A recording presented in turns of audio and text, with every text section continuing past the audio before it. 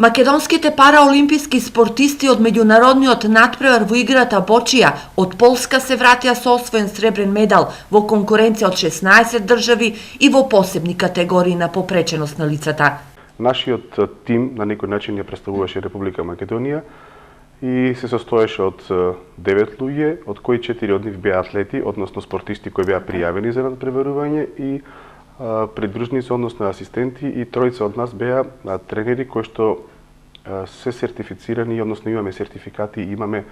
искуство за да таа игра ја спроведуваме. Имавме тренизи со атлети кои што ги подготвувавме за оваа игра, но сепак ова беше за нас големо искуство да го видиме оваа надпреварување од друг агол, во непосреден контакт со нив, со сите можни правила и со еден голем настан кој што за нас беше многу впечатлен. Овој голем успех на македонските параолимпици ги отвора вратите на институциите за градење македонска репрезентација за бочија. За среќа наша, канцеларијата на УНИЦЕФ од Скопје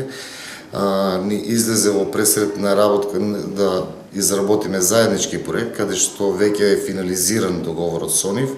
но тоа подразбира вклучување на деца до 18 годишна возраст, што значи дека ќе се грижиме за млади атлети во кои што ја гледаме и перспективата во идните надпреварувања. Веќе постои интерес од владините и од невладините организации за поддршка на овој спорт, за развивање, бидејќи е многу едноставен и верувам дека за многу кратко време, со многу мали средства, овој спорт ќе биде многу популарен и ќе се реализира во Македонија со сите негови составни елементи, од тренажен процес до надпреварување